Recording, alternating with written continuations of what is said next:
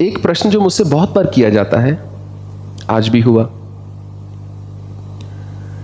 कि हमारा पूजा में मन नहीं लगता,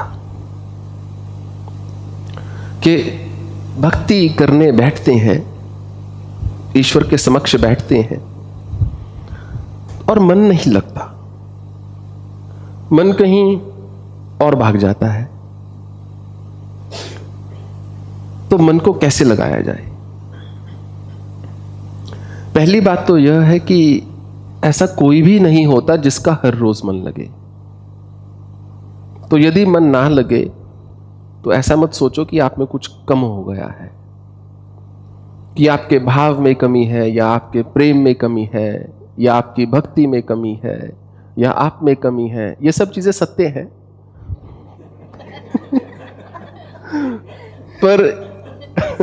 पर ऐसा नहीं कि इन कमियों के कारण आपका ध्यान नहीं लग रहा। ऐसा नहीं। It's not that because of this shortcomings आपका ध्यान नहीं लग रहा या मन नहीं लग रहा। मन उसी चीज में लगता है जिसमें हमको आनंद आता हो। एक बच्चा होता है, उसका वीडियो गेम में इतना मन लगता है, उसको बोलना पड़ता है दे वापस प्ले स्टेशन, और वो चिल्लाने को तैयार है, लड़ने को तैयार है कि नहीं, मुझे और खेलना है। तो जब तक भक्ति में आनंद लेना नहीं शुरू करोगे तब तक मन नहीं लग सकता। और रोज रोज किसी चीज में आनंद नहीं लिया जाता। एक बालक भी होता है, अगर मैं वीडियो गेम का ही उदाहरण लूं, तो जब उसके मिशन, ग्रैंड मिशन जो भी सब होते हैं वो पूरे हो जाते हैं, फिर बोलता है नई वाली ला के दो, मुझे नई कार्ट्रिज डालनी है, ये खेल खेल के मैं बोर हो गया। तो एक भक्ति में नयापन लाना जरूरी होता है। इसलिए नवदा भक्ति जो हम कल बात कर रहे थे, नवदा भक्ति के 9 प्रकार की भक्ति होती है। जरूरी नहीं है कि आपको रोज घंटी ही लगानी है मंदिर के आगे बैठ के। हो सकता है कभी आप मंदिर के सामने बैठ के खुद भोजन पालो, कि थोड़ा आप खाएं प्रभु और थोड़ा मैं खाऊंगा। हो सकता है किसी दिन बस आप मंदिर के सामने बैठ के रो दो कि आज बस दिल हल्का करना है। किसी दिन मंदिर के सामने बैठ के क्रोध में भगवान से अपने जो मन में भरा हुआ है बोल दिया कि आज मैं आपसे खुश नहीं हूं। किसी दिन उनको सखा बना लिया, चलो आज मेरे साथ चलो। पर गाड़ी है आपकी 5 सीटर और मंदिर में देता है 25-30, तो फिर मुश्किल है ना, सबको साथ नहीं लेके चल सकते। तो एक में आस्था को लगाना सीखो। जो दूसरी मूर्तियां हैं, चित्र हैं, उनको जल प्रवाह कर दो, बुरा नहीं मानेंगे वो। ऐसा नहीं उनका प्रकोप आप पर आ जाएगा, वो तो खुश होंगे, छोटी सी जगह पे बैठे हुए बड़ी जगह में जाएंगे। एक में आस्था, एक में मन लगाना सीखो, उसी से आप भक्ति के पथ पर आगे बढ़ सकते हो। और ऐसा मान के ही चलो कि रोज भक्ति नहीं हो सकती।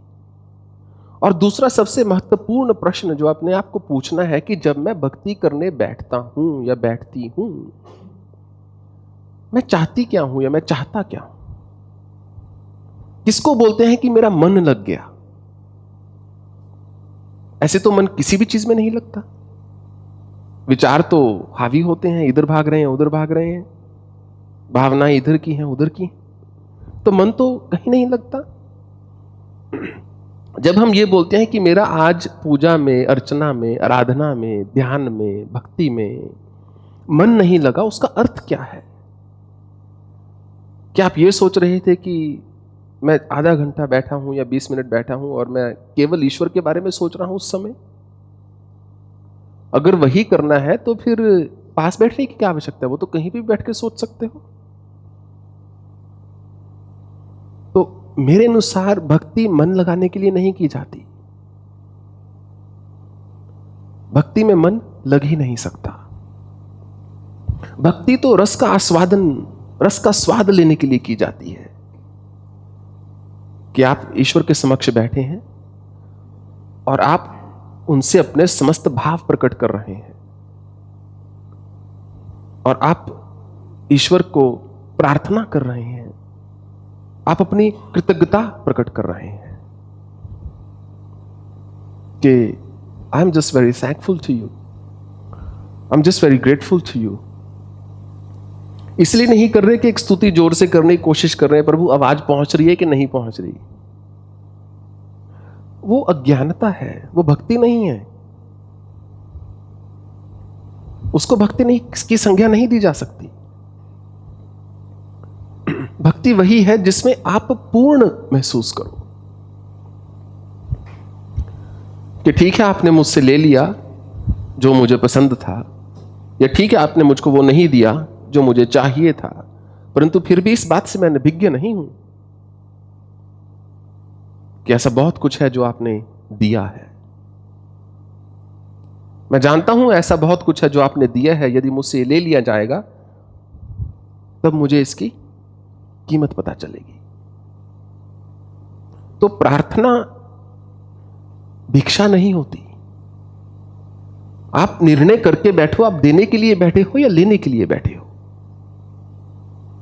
आप जब मंदिर के सामने बैठते हो, आप इसलिए बैठे हो कि मुझे ईश्वर को कुछ देना है। देने को तो भाव ही है, और तो कुछ दे नहीं सकते। कि आज मुझे देना है या आज मुझे इनसे लेना है। अगर मुझे देना है तो बैठकर सिर्फ मुझे बस उनको धन्यवाद करना है। अगर मुझे देना है तो मैं अपने कर्मों को समर्पित करूंगा। अगर मुझे देना है तो मैं अपनी भावनाओं को उनके श्री चरणों में रख दूंगा। अगर मुझे लेना है, आप हर समय बैंक में जमा नहीं कराते, कभी विड्रॉ भी करते हो। अगर लेना है तो उस दिन मन बना के बैठो, आज लेना है। अपने आप मन लगेगा। लेने में सबका मन लगता है, लेके कौन नहीं खुश। उस दिन मन बना के बैठो, आज मुझे लेना है। प्रभु बहुत दिन हो गया आपको थैंक यू करते हुए, आज जरा ध्यान से मेरी बात सुनो। आज ये चाहिए, बताओ कैसे किया जाए। फिर आपको आवश्यकता नहीं पड़ेगी किसी और की। फिर आपका और ईश्वर का संबंध वही हो जाएगा जो मीरा और कृष्ण का था। एक मूर्त को लिए पूरा जीवन उन्होंने बिता दिया, मेरे तो गिरिधर गोपाल, दूसरों न कोई। दूसरे मुझे किसी की आवश्यकता नहीं है। दूसरे की आवश्यकता आपको तब पड़ेगी जब आपकी भक्ति पूर्ण नहीं है, जब आपको अपनी भक्ति पे विश्वास नहीं है। एक किन्हीं से आज बात हो रही थी, उन्होंने बोला कि वो चाहते हैं किसी सेल्फ रियलाइज्ड पर्सन से मिलना ताकि वो अपनी जर्नी में आगे चल सके। कि जीवन में कोई गुरु हो, कोई मार्गदर्शक हो, कोई मेंटोर हो, कोई भी उसको संज्ञा दे दी जाए, जिसको मद्देनजर रखते हुए जिनके मार्गदर्शन पर वो चलें और जीवन में आगे बढ़ जाएं। तो हमने उनको बोला, देखिए पथ पर तो मनुष्य को स्वयं ही चलना है। जो जो जानने लायक है मैं अभी बता देता हूं। उसके अतिरिक्त देखिए, आप हमारे देश में ना एक बड़ी विचित्र समस्या है। हमारे देश में लोगों को तेज भी बहुत बनना पड़ता है, क्योंकि आप समाज में चल नहीं सकते बिना तेज बने। परंतु हमारे देश में, शायद समस्त पृथ्वी पर अगर इतने देशों में मैं घूमा हूं, सबसे अधिक भोले जो लोग हैं वो इसी देश में हैं। खास करके जो व्यक्ति वस्त्र डाल लेता है उसका बड़ी जल्दी विश्वास कर लेते हैं सब लोग। जितने भी गुरु टीचर्स हुए हैं, मोस्टली एक दो को छोड़ के, वो सभी एक अलग वस्त्र को धारण करते हैं, इंक्लूडिंग माई सेल्फ, मुझे भी उसमें मिला के। तो अपने भोलेपन में आपको अंधे नहीं बनना है। आपकी यात्रा आपको खुद ही करनी होगी। जो जो जानने लायक है, सत्य कह रहा हूं, मैं सब कुछ पहले ही बता चुका हूं। मेरे पास कुछ नया बताने को नहीं है किसी के लिए भी। हाँ, साधना का मार्ग है, मंत्र का या ध्यान का या भक्ति का, उस पर जो जो है मैं लिख रहा हूं आगे। परंतु कोई व्यक्ति आपका रास्ता आपके लिए नहीं चल सकता। आप दुनिया का बेस्ट डॉक्टर कर लीजिए, अगर आपको ठीक होना है तो दवा आपको लेनी है। तो यदि आप भटकोगे ना तो सारा जीवन भटकते रहोगे। मुझे कोई आपत्ति नहीं है आप 20 प्रकार के देवी देवताओं को पूजो, 50 जगह जाओ, यदि उसमें सुख मिल रहा है तो मैं आपको रोक नहीं सकता, उसमें सुख ले लो। परंतु जो मनुष्य एक से दूसरी से तीसरी से चौथी जगह जाएगा, कहीं ना कहीं तो आपको या तो अपना पांव रखना पड़ेगा कि बस मैं अब अपनी जगह पहुंच गया, अब इसी मार्ग पर मुझे चलना है, या आप समस्त सारे मार्ग को त्याग दो तो भी पहुंच जाओगे लक्ष्य तक।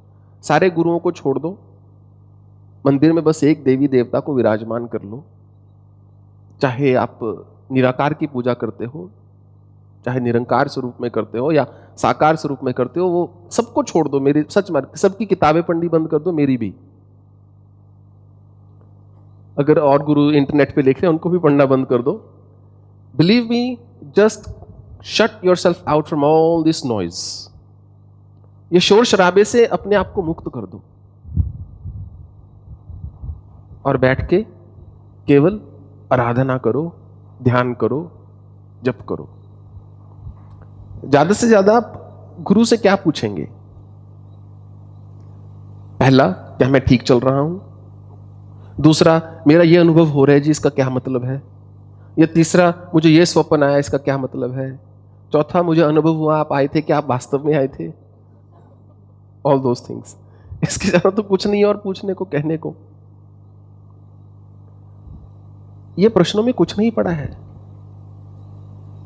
अगर आप सच्चे भक्त बनना चाहते हैं, अगर भक्ति का रस लेना चाहते हैं, तो ये सारी स्ट्रिंग्स जो है ना, जगह जगह से बंधे हुए हैं। आशा पाश तैर बद्धा काम क्रोध प्रायणा।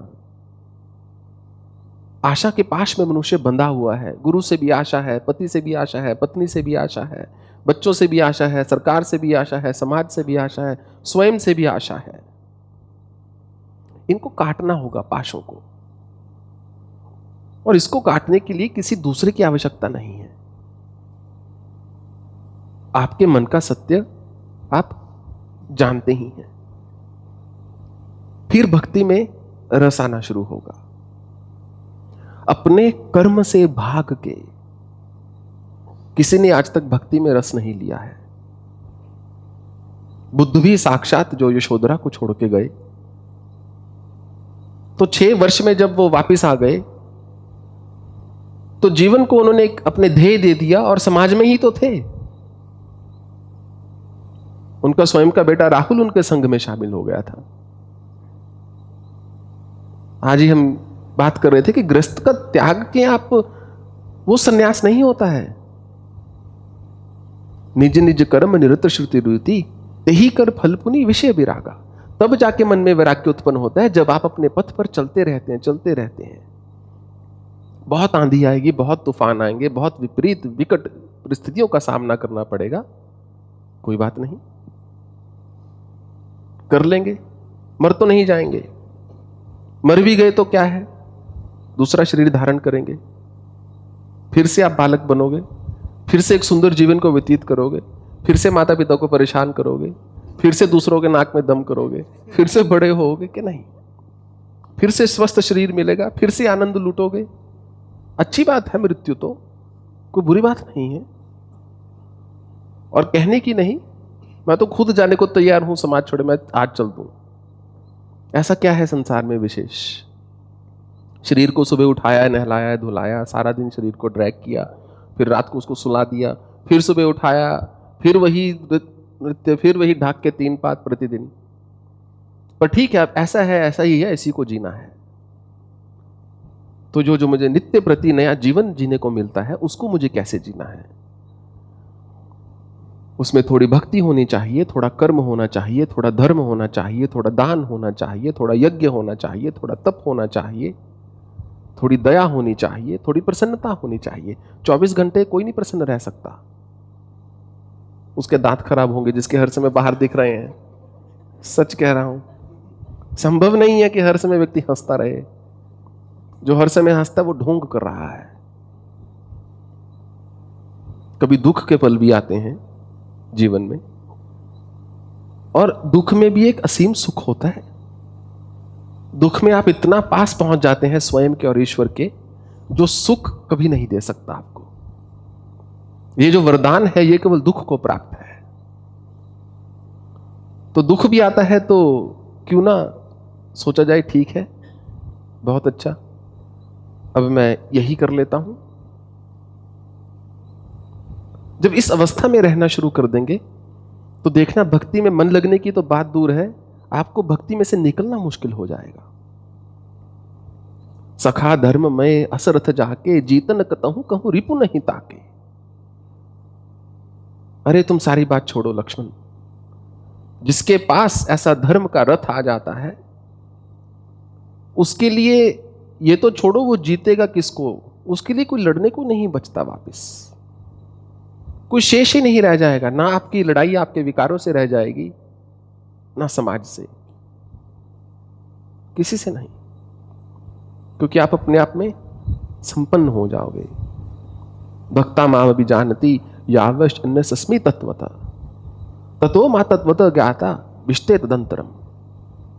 जो मेरा वास्तविक भक्त होता है अर्जुन, वो मुझे तत्व से जान लेता है, और जो मुझे तत्व से जान लेता है, वास्तविकता में जान लेता है, वो मेरे जैसा ही हो जाता है, मुझी में प्रविष्ट कर जाता है, मैं उसमें प्रविष्ट कर जाता हूं, फिर कुछ शेष ही नहीं। तो एक बड़े व्यवहारिक तौर पर बताता हूं, जब भक्ति करने बैठो तो पहले तो मान के चलो मन नहीं लगेगा। दूसरा, अपने आप को पूछो मैं क्या करने बैठा हूं, मेरा भक्ति का मत क्या है। अगर मुझे पूजा अर्चना आराधना करनी है, फिर मन कहां है, बस करके उठ जाओ, काम खत्म। अगर मुझे ध्यान लगाना है तो मंदिर के आगे बैठने को किसने बोला है। अगर मुझे कुछ केवल प्रकट करना है, कुछ अपने आप को बताना है ईश्वर को, तो बता दो, काम खत्म। अगर कुछ लेना है तो इच्छा व्यक्त कर दो, काम खत्म। अब आप सोचो, मैं ऐसे बैठा हूं और यहां से मेरे कोई प्रकाश पुंज निकला और ऐसे लाइट निकली और सीधा जाके मूर्ति में ऐसे हो गई और मैं ऐसे, मेरी लगन लग गई, वो तो होने वाला है नहीं। वो तो कोई गुरु या गुरु घंटाल कोई कुछ नहीं दे सकता आपको। जो आपको ऐसी बात का वचन देता है वो आपसे मिथ्या बोल रहा है।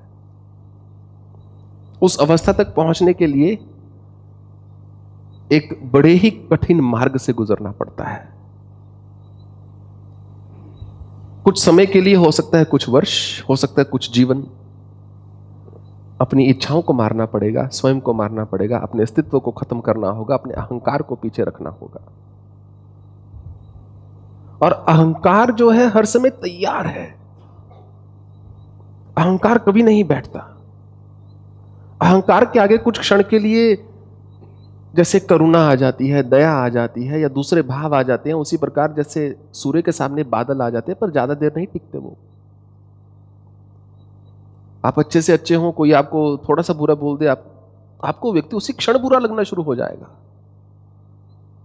अभी हो सकता है आप उसकी तारीफ करके उठे हों, वो आए और आपके साथ ऐसा व्यवहार कर दे जो आपको पसंद ना, बड़ा वाहियात व्यक्ति है, बदल गया है, अब इसकी भक्ति नहीं रही, इसकी मति नहीं रही, इत्यादि इत्यादि। ये अहंकार में है। एक क्षण में अहंकार जागृत हो जाता है। और एक सच्चे भक्त और एक झूठे भक्त में बस अहंकार ही का फर्क होता है। जिसकी वास्तव में भक्ति होती है उसको कुछ दिखाना नहीं होता किसी को, क्योंकि भक्ति जो है एक पर्सनल मैटर है, व्यक्तिगत मामला है, आपके और ईश्वर के बीच का है। उसमें तीसरे के लिए कोई जगह ही नहीं है। बस इतना सा, जब आप क्लैरिटी के साथ बैठोगे, जब भक्ति करने बैठो, मैं क्यों बैठा हूं मंदिर के सामने, आज मेरा क्या ध्येय है, तो भक्ति में रस आना अपने आप शुरू हो जाएगा।